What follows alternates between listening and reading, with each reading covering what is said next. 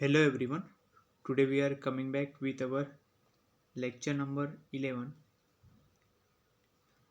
So in this lecture we have to discuss something about the ये हमारा lecture number 11 है. इसमें का इलेक्ट्रिसिटी पार्ट कंप्लीट हो गया था, मैग्नेटिज्म कंप्लीट हो गया था. अभी इसमें का हमने कुछ ये टॉपिक्स लिए थे, electric current and ohms law का. ओके, तो हमें इसमें का ये स्टडी करना है. Okay, electric current, Ohm's law. तो इसके बेस्ड पे हमने न्यूमेरिकल्स देखने कि एक्चुअल में किस तरह के प्रॉब्लम्स एक्चुअल में पूछे जाते हैं. ओके, न्यूमेरिकल्स में कैसे हम लोग उसका फॉर्मूला अप्लाई कर सकते हैं, वो कैसे सॉल्व किया जाता है. ओके, वो सब देखेंगे. सिंपल फार्मूलाज है, सिंपल क्वेश्चन आते हैं इसके ऊपर भी. तो वन बाय वन वो कुछ हम लोग देख लेते हैं. तो पहले इसका कुछ फार्मूला डिस्कस कर लेते हैं. तो रिव्यू देख लेते हैं. पहले लास्ट लेक्चर में हमने क्या देखा है वो पहले देख लेते हैं. ओके, इसके बेसिस पे हमें आगे यूज़ करना है ना ये सब फॉर्मूलेस. तो देखो क्या देखा था हमने, electric current equal to charge upon time. Okay, तो हमने ये देखा था कि इलेक्ट्रिक करंट का डेफिनेशन एक्चुअल में क्या होता है. इलेक्ट्रिक करंट एक्चुअल में क्या होता है, द फ्लो ऑफ चार्ज. मतलब ये जो चार्जेस है, देखो ये क्यू ऐसे लिखा हुआ है ना, ये सब चार्ज को यहाँ पे दिखा रहा है. और जो एरो दिखा रहा है ना, वो एक्चुअल में उसका मोशन है. मतलब वो एक्चुअल में मोशन कर रहा है. ओके, यहाँ पे मूव कर रहा है, आगे की साइड यहाँ पे जा रहा है, ये साइड ऐसे जा रहा है. जहाँ पे एरो दिखा रहा है वो डायरेक्शन में वो जा रहा है. ओके, तो ये जो फ्लो ऑफ चार्ज है, ओके, पर यूनिट टाइम, हर सेकंड के लिए कितना होता है फ्लो. ओके, उसी को बोला जाता है एक्चुअल में इलेक्ट्रिक करंट. ओके, तो इसलिए इसका फॉर्मूला भी उस तरह से ही बनेगा कि electric current equal to charge per unit time. Okay, तो इसलिए हमने ये फॉर्मूला ऐसे लिखा है, electric current equal to charge per unit time. Okay, then इसको सिम्बॉलिकली अगर दिखाना चाहे तो इलेक्ट्रिक करंट एक्चुअल में हम लोग दिखाते हैं आई से. ओके, आई से दिखाते, तो मैं यहाँ पे आई लिख देता हूँ. ओके, और जो चार्ज होता है उसको हम लोग क्या कैसे दिखाते हैं, ये सिंबल है, मतलब क्यू से ही दिखाते हैं चार्ज को. तो क्यू लिख दिया मैंने यहाँ पे. कैपिटल क्यू भी चलता है और स्मॉल भी चलता है, ऐसा कुछ नहीं होता है, प्रॉब्लम नहीं. कोई भी क्यू लिखो यहाँ पे. ओके, क्यू हो गया. ओके, देन यहाँ पे देखो ये बन गया टी. Okay, time.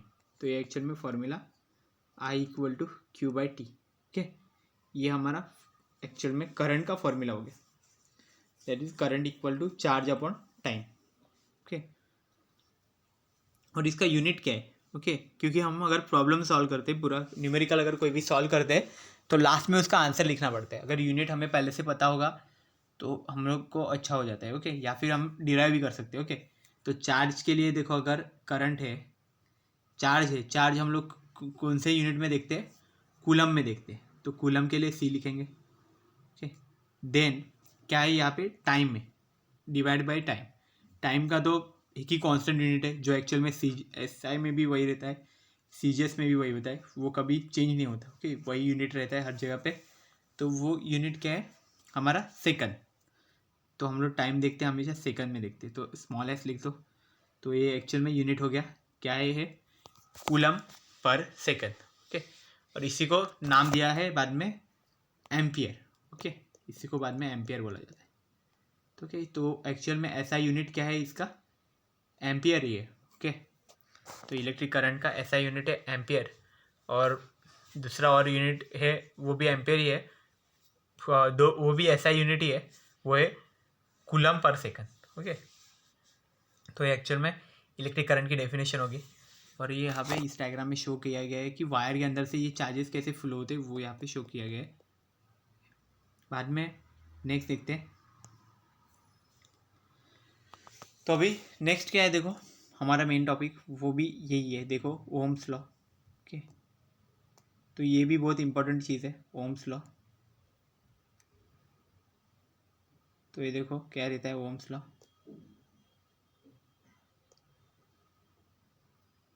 तो ओम्स लॉ ऐसे देखो, मैं यहाँ पे लिख देता हूँ ओम्स लॉ. तो ओम्स लॉ में एक्चुअल में क्या बताया गया कि जब फिजिकल जो इसके कैरेक्टरिस्टिक, ओके, मतलब डायमेंशन या फिर वो सब बाकी के टेम्परेचर वगैरह, तो ये अगर सेम रखते ओके, और वो टाइम पे अगर इसका पोटेंशियल है बैटरी का, अगर दोनों टर्मिनल का जो पोटेंशियल है ओके, अगर वो पोटेंशियल अगर कांस्टेंट, अगर ये जो पोटेंशियल है एक्चुअल में ये अगर प्रोपोर्शनल है करंट के साथ, करंट जो फ्लो हो रहा है उसके अंदर से कंडक्टर में से, और कंडक्टर के दोनों पॉइंट्स का पोटेंशियल अगर ये कांस्टेंट है, तो वो टाइम पे अगर ये प्रोपोर्शनल है तो ये एक्चुअल में ओम्स लॉ रहता है ओके। तो इसको फिर हमने कांस्टेंट कंसीडर करके फिर उस कांस्टेंट को हम लोग ये कंसीडर करते हैं, तो ये तो V is equal to R I या फिर आई आर बोलते हैं ना, ये एक्चुअल में ओम्स लॉ रहता है, V is equal to R I okay. तो ये एक्चुअल में बहुत इंपॉर्टेंट है, यही एक्चुअल में ओम्स लॉ हमसे कंसीडर करते हैं, ओम्स लॉ ओके।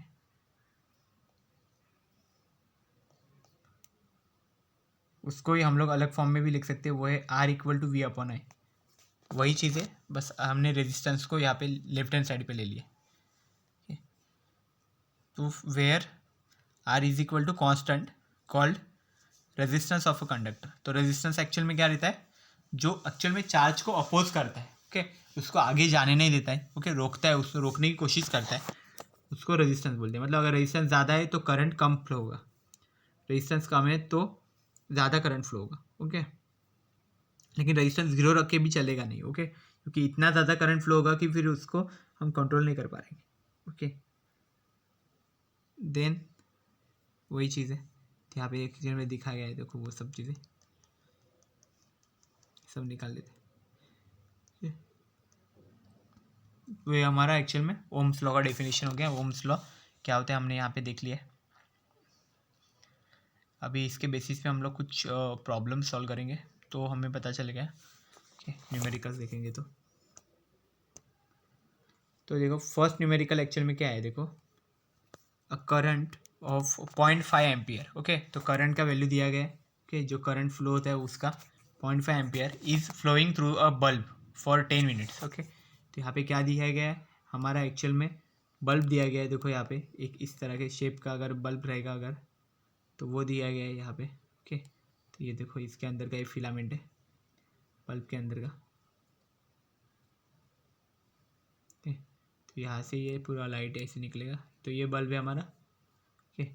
तो ये क्या बताया गया, देखो 0.5 एम्पियर करंट इसमें से फ्लो हो रहा है, और वो भी 10 मिनट के लिए ओके। टाइम भी दिया हुआ है कितने टाइम के लिए वो करंट फ्लो हो रहा है, तो ये एक्चुअल में टाइम देखो क्या दिया है, 10 मिनट्स में दिखा है। तो 1 मिनट मतलब कितना रहता है, 1 minute is equal to 60 second दिखाया रहता है ना, 60 सेकंड ओके। तो अगर 10 मिनट करना है हमें तो क्या करना पड़ेगा, ये 60 को मल्टीप्लाई करना पड़ेगा 10 से। तो 60 इंटू 10 अगर करते हैं तो कितना बनेगा, 600 बन जाएगा वो एक्चुअल में। 60 इंटू 10 करेंगे तो 600, तो 600 सेकंड्स हमारे बनेंगे 10 मिनट्स के लिए ओके। तो हमने वही लिखा हुआ देखो यहाँ पे ऊपर, 10 मिनट्स मतलब कितना होगा 600 सेकंड्स। तो ये देखो 600 सेकंड 10 मिनट के लिए लिख दिया। और जो करंट जो फ्लो हो रहा है बल्ब में से उसकी भी वैल्यू लिख दी है, वो कितना है 0.5 एम्पियर, वो एक्चुअल में इसका करंट है। और हमें फाइंड क्या करना है, देखो find the charge flowing through the circuit. तो ये जो एक्चुअल में है ये एक्चुअल में सर्किट रहेगा ओके। सर्किट में यहाँ पे बैटरी होगा कि ये ऐसा बैटरी जैसा रहेगा, देन यहाँ पे कोई ना कोई रेजिस्टेंस रहेगा यहाँ पे ओके। और ये ऐसा मतलब ये सर्किट ऐसे बनता है, यहाँ पे रेजिस्टेंस रहेगा, ये एक्चुअल में बैटरी रहेगा, इसका पोटेंशियल रहेगा कुछ ना कुछ यहाँ पे प्लस माइनस ऐसे, ये यहाँ पे इसको ये बल्ब कनेक्टेड है ऐसा हमने दिखा है ओके। बल्ब को भी दोनों टर्मिनल्स रहेंगे। सो अभी क्या है, हमें फाइंड करना है इसका करंट, इसमें से जो charge flowing through the circuit. तो अगर चार्ज हमें फाइंड करना है तो चार्ज फाइंड करने के लिए हमें करंट तो दिया गया है और इसका टाइम भी दिया गया है। तो हमें फॉर्मूला कौन सा, हमारा करंट का फॉर्मूला पहले लिखो, आई इक्वल टू क्या लिखना है, चार्ज अपॉन टाइम ओके। तो क्या लिखेंगे, I equal to Q by t. अभी आई दिया है टी दिया है तो क्यू के फॉर्म में लिख दो, क्यू के फॉर्म में लिखा तो क्या, क्यू को एक साइड ले लो लेफ्ट साइड और बाकी को सबको राइट साइड भेज दो, मतलब Q is equal to I into T okay. I into T हो गया। अभी आई की वैल्यू क्या है 0.5 और टी की वैल्यू है 600, तो कितना 0.5 मतलब 5 इंटू 10⁻⁻1 और 6 इंटू 10⁻2 हो जाएगा, 6 इंटू 10⁻2 हो जाएगा वो। तो ये कितना बन जाएगा, ये टोटल बन जाएगा कि 5, मतलब ये -1 और ये 2, तो ये कितना बन जाएगा यहाँ पे 300, यहाँ पे आंसर हो जाएगा। ओके, मतलब 30 इंटू 6 इंटू 5 इंटू 10 बन जाएगा, मतलब कितना 300। ओके, तो ये चार्ज का ये आंसर है 300 कूलम। नेक्स्ट देखते हैं, सेकेंड क्वेश्चन देख लो अभी क्या है। The charge flowing through the circuit is 360 coulomb. Okay, तो चार्ज की वैल्यू दी है, वो एक्चुअल में कूलम में दी है 360 कूलम, ऐसे चार्ज की वैल्यू डायरेक्ट दिया हुआ है। ओके, तो डायरेक्ट वैल्यू दिया है तो डायरेक्ट आप लिख सकते हो Q equal to 360C। Okay, मतलब 360 coulomb of charge is flowing through the circuit. Okay, जो सर्किट दिया होगा उसमें से ये 360 कूलम का चार्ज वहाँ पे फ्लो हो रहा है। तो यहाँ पे Q इक्वल टू 360 यहाँ पे मेंशन कर दो गिवन में। Then find the current flowing through a bulb in 15 minutes. तो करंट को यहाँ पे फाइंड करना है, तो I इक्वल टू यहाँ पे क्वेश्चन मार्क लिख दो। देन लिखा है कि current through a bulb in 5 minutes. Okay, 15 minutes. Okay, तो टाइम भी दिया गया है, तो टाइम अगर दिया गया है तो टाइम भी मेंशन करो। तो टाइम कितना दिया गया है यहाँ पे 15 मिनट्स का टाइम दिया गया है। तो ये देखो टाइम यहाँ पे भी मिनट में दिया है, हमें इसको कन्वर्ट करना पड़ेगा हमें सेकंड्स में। तो हमारा 1 मिनट मतलब कितना रहता था, 60 सेकंड्स दिया गया था। ओके, 1 मिनट मतलब, तो अगर 10 मिनट है तो ये 60 का कितना बनेगा, 60 को मल्टीप्लाई करना पड़ेगा। तो कितना 15 इंटू 60 से मल्टीप्लाई कर दिया तो 15 6 90 बन जाएगा, और ये फिर 0 आ जाएगा, तो 90 100 सेकेंड हो जाएगा यहाँ पे। ओके, तो कितना हो गया 15 इंटू 60, देखो 900 सेकेंड बन जाएगा। तो ये एक्चुअल में हमारा टाइम बन जाएगा। तो टाइम हमारा कितना है 900 सेकेंड से, और जो हमारा देखो टाइम हमारा बन गया है 15 मिनट्स मीन्स 900 सेकेंड्स बन गया, ये हमारा टाइम हो गया। ओके, आई हमको फाइंड करना है, क्यू की वैल्यू भी दी है, वो कितना 360C दी है। तो हम पहले आई का फॉर्मूला लिखेंगे, तो कितना बन जाएगा Q/T। हमें फाइंड भी आई करना है, तो कुछ चेंज करने की ज़रूरत नहीं है, बस अभी वैल्यूज़ पुट करो। तो वैल्यूज़, चार्ज का वैल्यू कितना है हमारा 360C, तो 360 लिख दिया। ओके, C भी लिख देता हूँ यहाँ पे। एंड देन यहाँ पे क्या लिखा है, टाइम का वैल्यू, तो टाइम का कितना है हमारा 900 सेकंड्स है, तो 900 लिख देता हूँ। यहाँ पे मैं यूनिट लिख देता हूँ, वो सेकंड है। देन ये 0 से 0 कैंसिल कर दो। देन ये कितना बन जाएगा, देखो अगर यहाँ पे मैं लिखता हूँ 4 9 36 बन जाता है यहाँ पे। ओके, और इस यहाँ पे अगर मैं लिखता हूँ तो ये 90 से भी आप लिख सकते हो, देखिए ना, इसको 9 से अगर आप करते हो तो कितना बनेगा, 9 10 यहाँ पे 90 हो जाएगा, 9 4 यहाँ पे 36 हो जाएगा, तो 4/10 हो जाएगा। 4/10 मीन्स यहाँ पे 0.4 यहाँ पे बन जाएगा। ओके, तो यहाँ पे 0.4 एम्पियर हो जाएगा, तो यहाँ पे 0.4 एम्पियर बन जाएगा करंट का।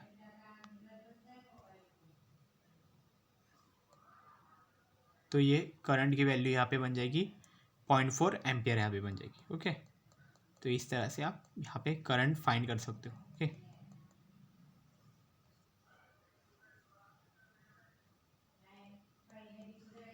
0.4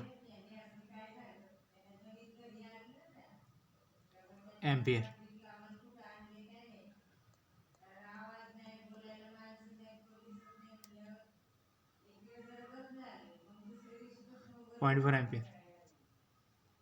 ओके, तो ये एक्चुअल में आंसर होगा इसका। तो नेक्स्ट देखते हैं, potential difference between 2 points of a wire carrying 20 ampere current is 1 volt. Okay, तो अभी क्या है यहाँ पे पोटेंशियल डिफरेंस ये है, तो ये हमारा कौन सा ओम्स लॉ का एग्जांपल हो गया। ओके, करंट उसमें था, ओम्स लॉ में हमारा पोटेंशियल था। तो हमने यहाँ पे क्या बताया, एक वायर बताया गया। ओके, ऐसा वायर है, तो उसके दोनों पॉइंट्स का इन्होंने पोटेंशियल ले लिया। यहाँ के ये पॉइंट से इसके एक पॉइंट ए कंसिडर करते हैं, एक बी कंसिडर करते हैं, तो दोनों पॉइंट का जो पोटेंशियल डिफरेंस है वो इन्होंने काउंट किया है, और वो एक्चुअल में क्या बताया 1 वोल्ट का पोटेंशियल है। तो वी वहाँ पे क्या हो गया 1 वोल्ट। ओके, ये वैल्यू आ गई। ओके, ये पोटेंशियल आ गए। तो यहाँ पे पोटेंशियल का value V equal to 1 volt.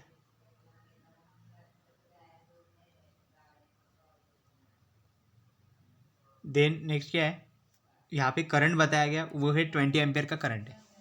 Okay, तो 20 एम्पियर का करंट है, I equal to 20 ampere. Okay, ये करंट है। Then find the resistance between this points. तो अभी क्या करना है, हमें रेजिस्टेंस फाइंड करना है। तो मतलब हमें फाइंड क्या करना पड़ेगा, यहाँ पे R फाइंड करना पड़ेगा। तो देखो अगर V दिया है, I दिया है और R फाइंड करना है, तो इसका मतलब कौन सा फॉर्मूला है, हमारा ओम्स लॉ यूज़ करना पड़ेगा हमें। ओके, इतना मतलब फॉर्मूला से ही पता चल जाता है कि कौन सा फॉर्मूला यूज़ करना पड़ेगा। तो कभी भी क्वेश्चन आएगा तो पहले गिवन जो कुछ दिया है डेटा, तो पहले गिवन लिख दो, पूरा डेटा से ऐसे आप लिख देते हो तो आपको कुछ ना कुछ तो आइडिया आ जाती है। अगर यहाँ पे देखो गिवन डेटा से ही देख के आपको पता चल जाएगा कि I, V और R इसमें रिलेशन क्या होगा। तो ओम्स लॉ का रिलेशन है यहाँ पे। ओके, ओम्स लॉ का रिलेशन ये देखो, ये ओम्स लॉ का रिलेशन है। तो ये एक्चुअल में इससे पता चल जाता है। तो अभी हम लोग सॉल्व करेंगे। तो क्या बोलेंगे इसको, according to Ohm's law. Okay, Ohm's law use करेंगे। तो ओम्स लॉ क्या है, ऐसे रहता है हमारा ओम्स लॉ। तो वैसे V is directly proportional to I, तो इसको यहाँ पे डायरेक्टली प्रोपोर्शनल की जगह पे हमने R लिखा था। ओके ना, वहाँ पे कांस्टेंट बाद में, तो वो हम लोग डायरेक्ट लिखते हैं V is equal to I R। Okay, तो V equal to I into R लिखेंगे। हमें फाइंड क्या करना है, यहाँ पे R फाइंड करना है। तो R के फॉर्म में लिख दो, R को एक साइड रख दो और V और I को एक साइड ले लो, मतलब V अपॉन I बन जाएगा, R equal to V upon I। तो क्या बन जाएगा यहाँ पे, R equal to V upon I। Okay, तो ये एक्चुअल में फॉर्म बन जाएगा R equal to V upon I। तो V की वैल्यू क्या होगी, V की वैल्यू है 1 वोल्ट। ओके, और I की वैल्यू कितना है, 20 एम्पियर होगा, वोल्ट पर एम्पियर। ये ऐसा रेजिस्टेंस बनेगा। ओके, तो अभी क्या है बन गया, ये 1/20 बन गया। तो 1/20 इक्वल टू क्या बन जाता है कभी भी, अगर 1/20 है मतलब क्या, 1/2 इंटू फिर 10 को ऊपर ले लिया, 10⁻⁻1 लिख दिया। तो 1/2 अक्षर में 0.5 बन जाता है, 0.5 इंटू 10⁻⁻1। तो मतलब वो क्या होगा, 0.005, 0.05 बनेगा, 0.05। और वो रेजिस्टेंस है, रेजिस्टेंस है मतलब रेजिस्टेंस का यूनिट लिखना पड़ेगा। तो वो कितना होगा, ओम बन जाएगा। ओके, तो ये एक्चुअल में यूनिट बन जाएगा ओम। तो रेजिस्टेंस का यूनिट बन जाएगा ओम, 0.05 ओम। ओके, देन नेक्स्ट यहाँ पे देख सकते हैं हम, रेजिस्टेंस हो गया, यहाँ पे फाइंड कर लिया।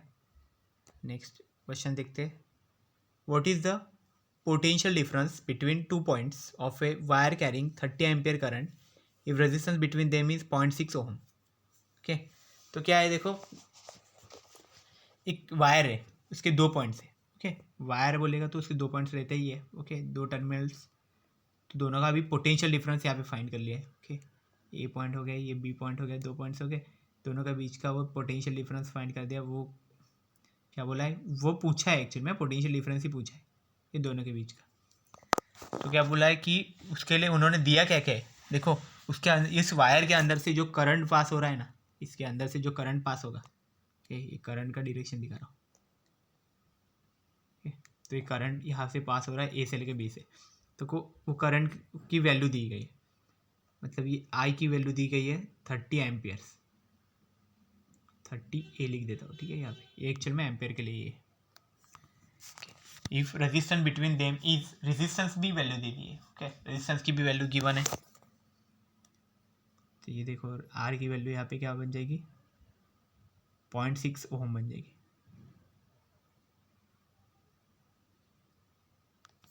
ओके, तो आई की वैल्यू 30 एम्पियर है, आर की वैल्यू 0.6 ओम से। ओके, तो हमें फाइंड करना है we.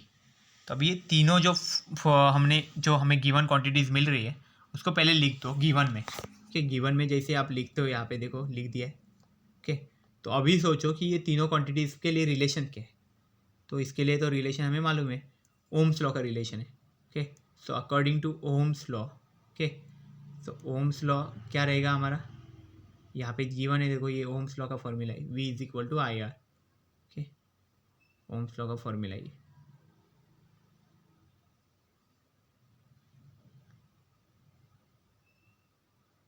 V is equal to I are.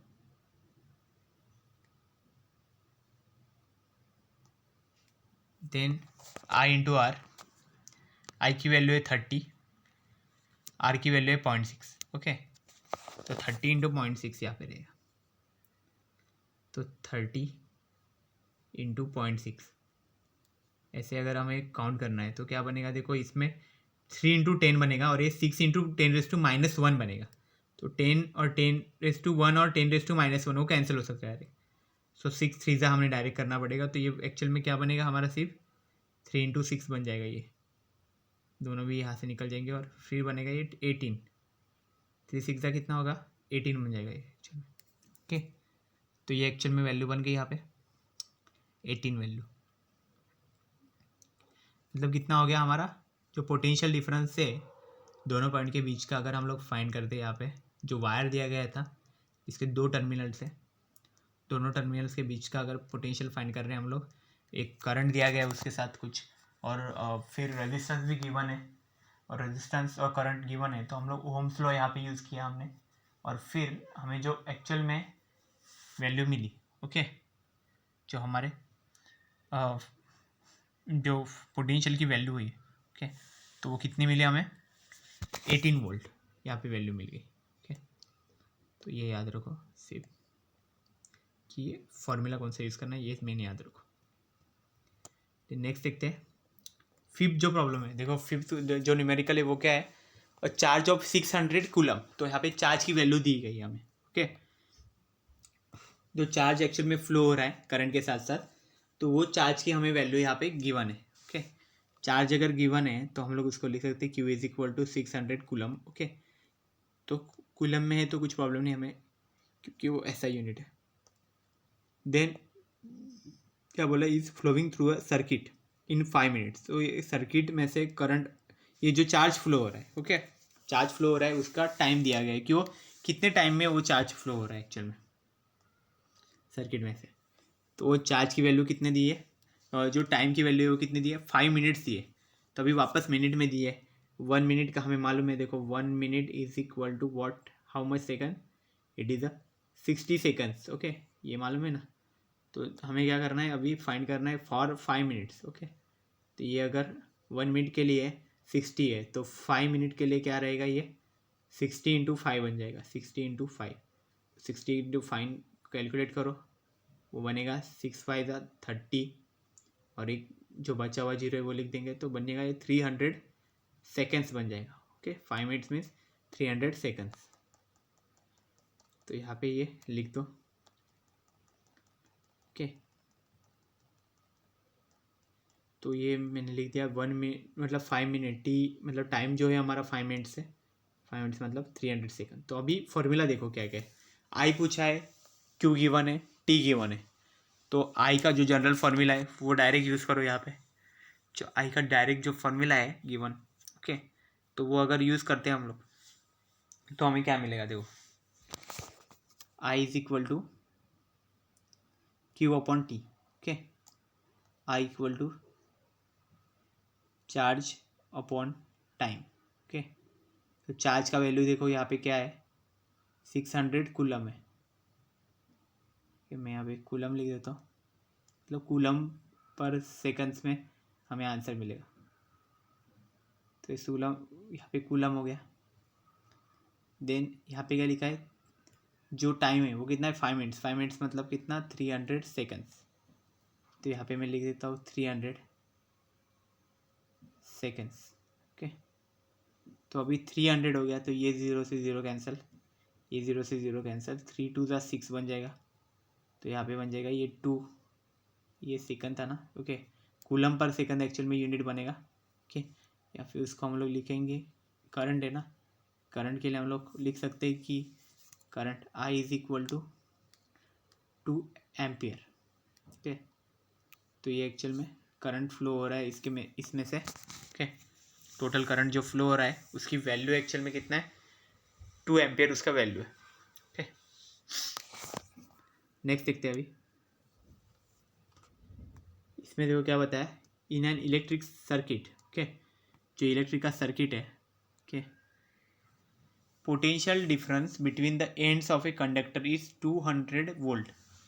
तो जो कंडक्टर है कोई भी कि जिसमें से एक्चुअल में करंट फ्लो होता है उसी को कंडक्टर बोला जाता है। तो इसके दोनों एंड का जो पोटेंशियल हमने कंसिडर किया, मतलब ये जो एंड है वो और ये जो एंड है वो, दोनों एंड पे अगर वायर यहाँ पे मल्टीमीटर या फिर कुछ कनेक्ट करके हमने, या फिर वोल्ट मीटर कनेक्ट करके हमने पोटेंशियल डिफरेंस देख लिया कि दोनों के बीच में कितना पोटेंशियल डिफरेंस है। तो वो कितना मिला हमें, 200 वोल्ट मिल गया। 200 वोल्ट ऐसा पोटेंशियल यहाँ पे अवेलेबल है। ओके, पोटेंशियल हमें मिल गया।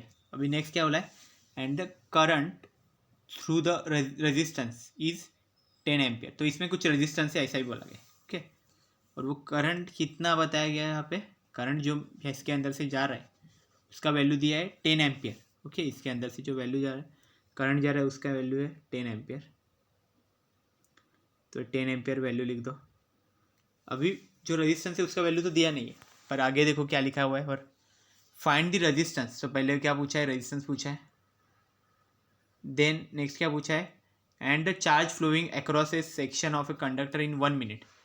मतलब यहाँ पे टाइम भी दिया हुआ है, देखो अभी 1 मिनट का टाइम दिया है यहाँ पे। ओके, 1 मिनट मतलब कितना होता है, 60 सेकंड होता है, वो हमें मालूम है। तो टाइम दिया हुआ है यहाँ पे, टाइम यहाँ पे 60 सेकंड का दिया हुआ है, 60s। ओके, और जो यहाँ पे क्या बोला है, चार्ज फ्लोइंग अक्रॉस, तो वो टाइम पे चार्ज कितना होगा वो पूछा है। ओके, तो यहाँ पे देखो क्या किया है इन्होंने, करंट दे रखा है, करंट दोनों के लिए कॉमन यहाँ पे है, वोल्टेज है, मतलब क्या है, पोटेंशियल डिफरेंस भी है। ओके, देन रेजिस्टेंस फाइंड करना है हमें। ओके, इसके थ्रू। और जो नेक्स्ट बताया उसमें क्या बताया कि टाइम दिया हुआ है 60 सेकंड बताया है, मतलब 1 मिनट टाइम दिया है। ओके, उसके लिए एक्चुअल में चार्ज कितना फ्लो होगा वो एक्चुअल में फाइंड करना है। ओके, तो मतलब दो क्वांटिटीज यहाँ पे फाइंड करने के लिए बोली है। तो देखो पहले केस में उन्होंने क्या बोला है कि फाइंड करने के लिए, रेजिस्टेंस फाइंड करने के लिए बोला है। उसके लिए उन्होंने गिवन दिया है, करंट गिवन है और पोटेंशियल यहाँ पे गिवन है। ओके, और देन सेकंड और एक केस उसमें ही बताया है, उसी में वही चीज़ें सब यूज़ करके बाद में एक बताया, उसमें क्या बोला है कि टाइम दिया गया है। ओके, टाइम कितना दिया, 1 मिनट का टाइम दिया गया है, और उसमें फाइंड क्या करना है, चार्ज फाइंड करना है उसमें, और करंट वही रहेगा, जो पहले जो करंट था वही रहेगा, क्योंकि एक ही सर्किट है, सर्किट चेंज नहीं है। ओके, तो करंट वही रहेगा, बस क्या होगा, टाइम का चेंजेस हो गया यहाँ पे, टाइम यहाँ पे चेंज कर दिया है। तो कैसे रहेगा वो एक्चुअल में देखना है हमें। ओके, तो मैं देखो यहाँ पे ये निकाल देता हूँ, यहाँ पे हम सॉल्व करेंगे एक्चुअल में।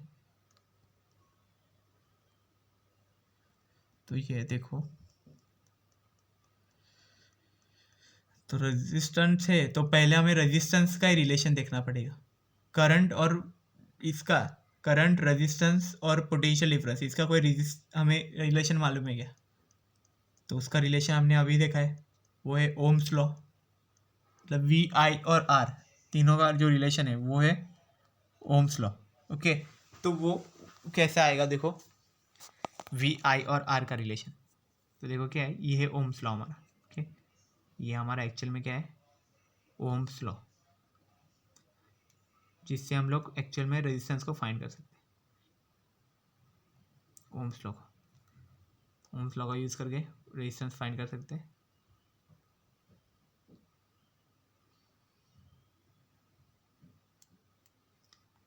V is equal to I R, R is equal to V upon I. तो अभी V का वैल्यू कितना है, 200 वोल्ट, और I का वैल्यू कितना है, 10 है, 10 एम्पियर है।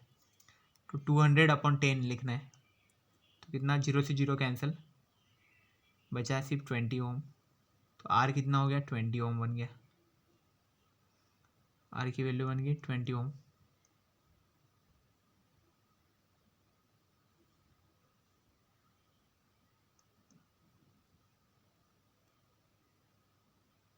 आर की वैल्यू बन गई 20 ओम। ओके यहाँ पे। देन नेक्स्ट क्या है, I equal to Q by T. Okay charge upon time, तो वो भी लिखेंगे। तो यहाँ पे लेकिन हमें फाइंड क्या करना है, चार्ज फाइंड करना है। तो चार्ज के फॉर्म में लिख दो उसको, Q equal to I into T लिख देते। Okay Q equal to I into T. तो आई का वैल्यू क्या है हमारा 10 एम्पियर है, टी का वैल्यू है 60 सेकंड्स। तो मल्टीप्लाई कर दो दोनों को, 10 इंटू 60 लिख दो। 10 इंटू 60 लिख दिया तो क्या बन जाएगा यहाँ पे 600। तो 600 कूलम, ये एक्चुअल में हमारा आंसर हो जाएगा इसका। तो Q इक्वल टू क्या हो जाएगा 600 coulomb.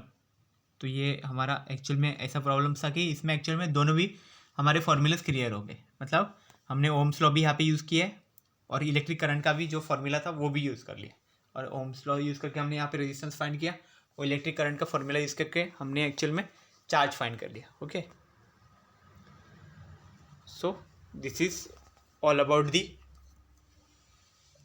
Numericals based on it. अभी क्या करेंगे, कुछ क्वेश्चन देखते हैं जो हमारे क्वेश्चन बैंक के कुछ बाकी थे, मतलब हमारे मैग्नेटिक फील्ड के भी अभी तक कुछ क्वेश्चन बाकी थे, तो रिमेनिंग क्वेश्चन पहले कर लेते हैं।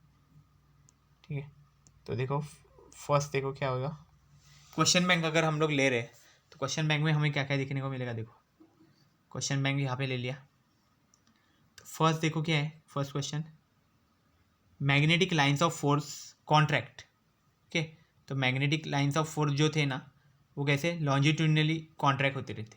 ओके तो ये लॉन्जिट्यूडनली यहाँ पे आंसर बन जाएगा।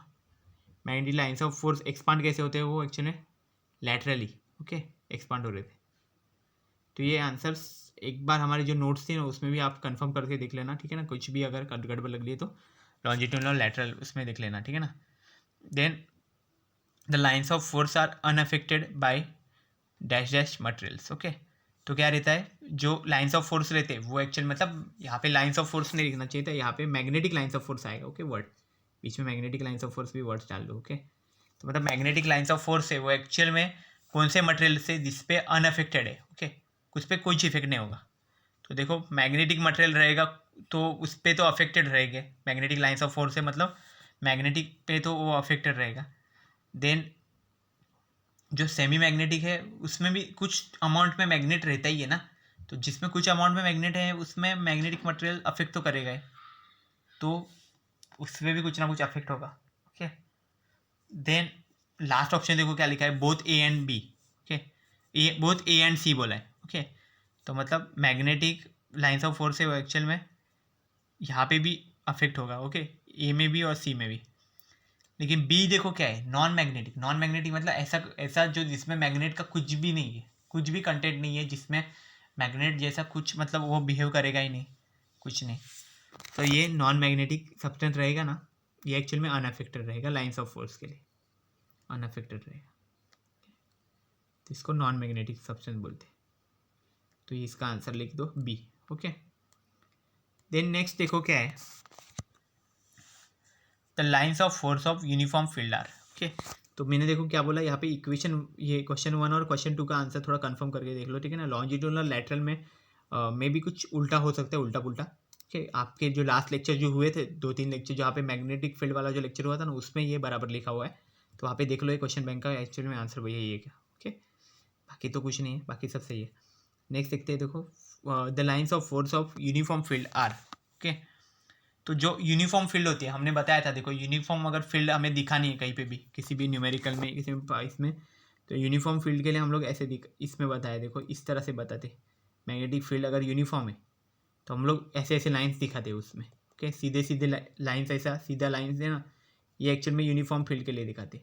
जब आगे जाओगे आप ओके आगे इसको स्टडी करोगे जब भी, ओके तो वो टाइम पे मैग्नेटिक लाइन्स ऑफ फोर्स इस तरह से दिखाई जाती है। ओके एक्चुअल में ओके पैरेलल के लिए, पैरेलल अगर मैग्नेटिक फोर्स है तो ऐसा दिखाया जाता है, और आगे फिर उसमें ऐसे लिखा जाता है बी बार।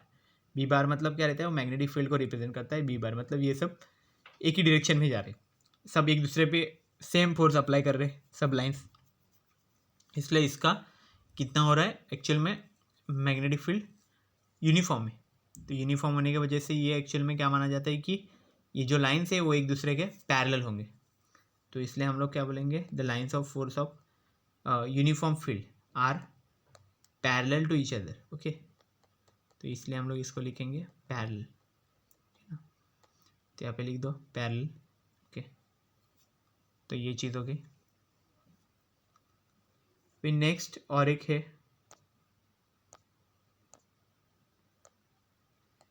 तो देखो क्या बताया गया, lines of force of non uniform field are.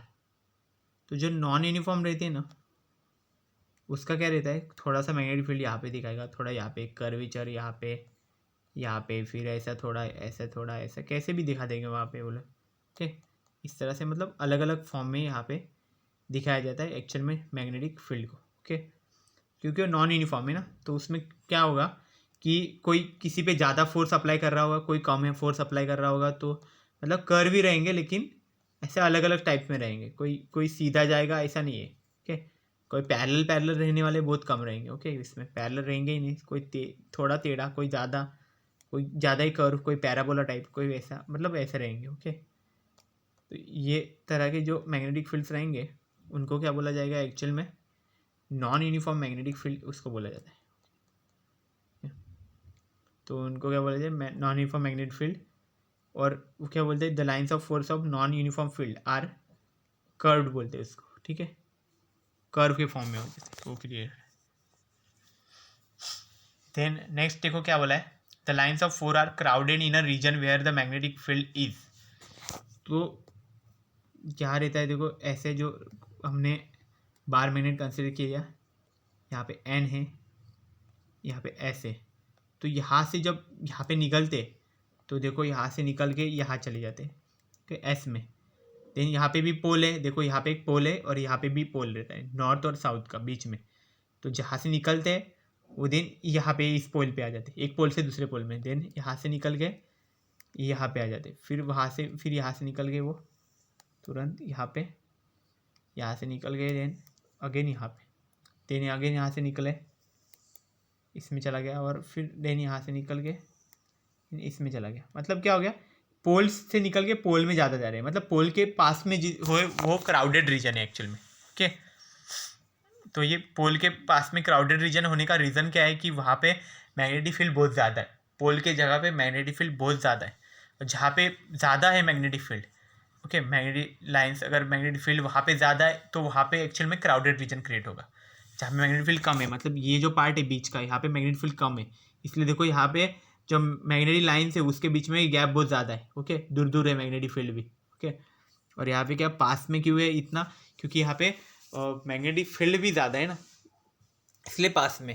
इसलिए हम लोग बोल सकते हैं कि जहाँ पे मैग्नेटिक फील्ड ज़्यादा है ना वहाँ पे क्राउडेड रीजन रहेगा मैग्नेटिक लाइन्स ऑफ फोर्स के लिए। बाकी की जगह पे मैग्नेटिक लाइन्स ऑफ फोर्स ऐसे दूर दूर रहेंगे, देखो इतने यहाँ पे गैप कितना ज़्यादा है, ओके। और वही अगर यहाँ पे देखोगे तो बैक गैप इतना कम है, कभी हम मेजर भी नहीं सकते कुछ जगह पे, तो हम लोग गैप, ओके। तो ये चीज़ एक्चुअल में हो रही है, ओके। इसमें से हम लोग यहाँ पे ये ड्रॉ कर सकते हैं। तो ये चीज़ है, magnetic lines of force actual में क्राउडेड कौन से रीजन में होते हैं वो इस डायग्राम से आपको पता चल जाएगा, क्योंकि ये नॉर्थ पोल से निकल के साउथ पोल में तुरंत जा रहे हैं, ओके ना। तो मतलब ये क्या हो रहा है, मैग्नेटिक लाइन्स ऑफ फोर्स जो नॉर्थ पोल के पास में जो रीजन है वहाँ पे बहुत क्राउडेड हो गए, मतलब बहुत पास में, दोनों के बीच में गैप बहुत कम है, ओके। तो उसी को क्राउडेड रीजन बोलते हैं हम लोग। तो वो क्राउडेड क्यों है, क्योंकि वहाँ पे मैग्नेटिक फील्ड भी बहुत ज़्यादा है, अगर ज़्यादा मैग्नेटिक फील्ड है तो वहाँ पे वो क्राउडेड हो जाएंगे, ओके। तो इसलिए हमने वो ऐसे लिखा हुआ है। देन नेक्स्ट क्या बोला है, देखो the lines of force are separated in a region where the magnetic field is, okay ना। तो इसका तो बी हो जाएगा, पता है ना, इसका कर्व था और इसका बी था, ओके। तो अभी क्या बोला है कि जो लाइन्स ऑफ फोर्स है ना हमारे, वो एक्चुअल में separated region where the magnetic field is, मतलब ये जो लाइन्स ऑफ फोर्स है वो एक्चुअल में सेपरेटेड कहाँ पे दिख रहे, ओके, कौन से रीजन में वो एक्चुअल में सेपरेट है, ऐसा क्लियरली हमें पता चल रहा है। तो क्लियरली हमें कहाँ से पता चल रहा है, देखो यहाँ पे जो रीजन है वहाँ पे हमें क्लियरली पता चल रहा है कि वो कितने सेपरेटेड है एक दूसरे से।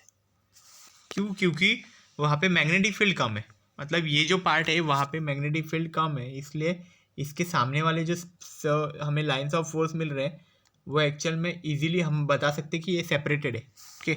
एक दूसरे में नहीं है। ओके, ये एक्चुअल में सेपरेट सेपरेट है बने हुए। ओके, तो ये चीज़ हमें यहाँ से पता चल रही। The lines of force are separated in a region where the magnetic field is the small. Okay, तो जहाँ पे मैग्नेटिक फील्ड बहुत कम है, ओके, स्मॉल बोला जाएगा यहाँ पे। स्मॉल का मीनिंग भी बहुत कम है वहाँ पे मैग्नेटिक फील्ड। वहाँ पे हम लोग क्या बोल सकते हैं, एक्चुअल में ये सेपरेट सेपरेट है। ओके, तो ये चीज़ है। देन नेक्स्ट देखो क्या है, नेक्स्ट क्वेश्चन देखते हैं, इसको निकाल देता हूँ पूरा। तो देखो क्या हो गया हमारा, इसका तो आंसर कर्व था, इसका क्या था, लार्ज मैग्नेटिक फील्ड। यहाँ पे जो सेपरेटेड है वहाँ पे क्या होगा, स्मॉल मैग्नेटिक फील्ड होगा। अभी नेक्स्ट देखते हैं, the total number of magnetic lines of force which flow outward from north pole of a magnet is called. Okay, तो जो हमारा मैग्नेट था ऐसा, ओके, जो बार मैग्नेट हमने बनाया था वो ऐसा था। ओके, जहाँ पे यहाँ पे एन था और यहाँ पे एस पोल था। ओके, तो इसमें क्या बताया कि जहाँ पे नॉर्थ पोल है, ओके, नॉर्थ पोल में से मैग्नेट, ओके, उसके आउटवर्ड में से जो निकलते जा रहा है मैग्नेटिक फील्ड। ओके, यहाँ पे निकल रहा है, देखो इसके आउटवर्ड में से निकल रहा है, इसके बाहर से ही निकल रहा है सब। तो इसको एक्चुअल में क्या बोला गया था, तो ये एक्चुअल में क्या बोला गया था, इसको बोला गया था मैग्नेटिक फ्लक्स बोला गया था। ओके, इलेक्ट्रिक फ्लक्स, फ्लक्स और डेंसिटी वो सब नहीं बोल सकते, तो ए और बी भी नहीं हो सकता, तो सी ऑप्शन हमारा ऑप्शन होगा, तो मैग्नेटिक फ्लक्स होगा। मैग्नेटिक फ्लक्स का और ये डेफिनेशन क्या बोला था, magnetic lines of force passing through per unit area. Okay, या फिर ये और एक डेफिनेशन था, वो क्या था, total number of magnetic lines of force which flow outward from north pole of a magnet is called. मतलब नॉर्थ पोल के, मैग्नेट के नॉर्थ पोल में से जो बाहर जो कुछ मैग्नेटिक लाइन्स ऑफ फोर्स निकल रहे हैं, ओके, मतलब यहाँ से इस एरिया में से जो कुछ नॉर्थ पोल में से, मतलब ये एरिया में से जो कुछ मैग्नेटिक लाइन्स ऑफ फोर्स बाहर निकल रहे हैं, ओके, जितने अमाउंट के भी जो जितने नंबर के लाइन्स अगर निकलेंगे, ओके, वो जो टोटल नंबर रहेगा मैग्नेटिक लाइन्स ऑफ फोर्स का, उसी को एक्चुअल में क्या बोला जाएगा, मैग्नेटिक फ्लक्स बोला जाएगा। ओके, फ्लक्स एक्चुअल में वही रहता है कि लाइन ऑफ फोर्स जो रहते हैं कितने पास होते हैं, पर जितने हमने एरिया कंसिडर किया उस एरिया में से कितना पास हो रहे, उसी को एक्चुअल में फ्लक्स बोला जाता है। तो यहाँ पे हम लोग magnetic lines of force actual में देख रहे हैं, तो इसलिए हम लोग मैग्नेट का ही देखेंगे कि कितने पास हो रहे। तो हमने यही देखा है कि नॉर्थ पोल में से कितने बाहर निकल रहे हैं magnetic lines of force. Okay, उसी को उसका क्या बोला जाता है, हमें मैग्नेटिक फ्लक्स बोला जाता है। That is number of total number of magnetic lines of force which flow outward from north pole of a magnet, okay, is called magnetic flux. तो ये एक्चुअल में इसका डेफिनेशन है, तो इसका मैग्नेटिक फ्लक्स होगा। नेक्स्ट देखो क्या है, the SI unit of magnetic flux is. तो मैग्नेटिक फ्लक्स जो है उसका एसआई यूनिट एक्चुअल में क्या रहता है, इसका एसआई यूनिट रहता है वेबर। ओके, और इसका सीजीएस यूनिट क्या रहता है, मैक्सवेल। ओके, इसका सीजीएस यूनिट मैक्सवेल है। ओके, तो अब ये वेबर और मैक्सवेल का रिलेशन भी है, इनका रिलेशन कितना है, हमने आई थिंक यूनिट 1 में इसको प्रूव भी किया था। यूनिट 1 में एक था, वहाँ पे इसके डायमेंशन हमने किए थे, फाइंड किए थे, डायमेंशन पर से इनका रिलेशन हमने फाइंड किया था। तो जो रिलेशन जो फाइंड किया था उसमें हमने वेबर और मैक्सवेल का भी एक एग्जाम्पल लिया हुआ था। तो उसमें हमने दिखाया था कि 1 वेबर इक्वल टू 10⁸ मैक्सवेल। तो ये आंसर हमारा आया था वो टाइम पे 10⁸। देन नेक्स्ट क्या है, ये देख लिया हमने मैग्नेटिक फ्लक्स कि उसका S I unit C G S unit देख लिया। ये 1 वेबर इक्वल टू हमने देखा 10⁸ मैक्सवेल है। The S I unit of magnetic field density. तो मैग्नेटिक फील्ड डेंसिटी का यूनिट देखो कौन सा है, टेस्ला भी मैग्नेटिक फील्ड डेंसिटी का यूनिट है, वेबर पर मीटर स्क्वायर, ये मीटर स्क्वायर है, ओके ना, ये ठीक से लिखो, वेबर मीटर स्क्वायर, ये भी एक्चुअल में यूनिट है। Then Newton per ammeter metre, okay, ये भी एक्चुअल में magnetic field intensity, magnetic field intensity का यूनिट है।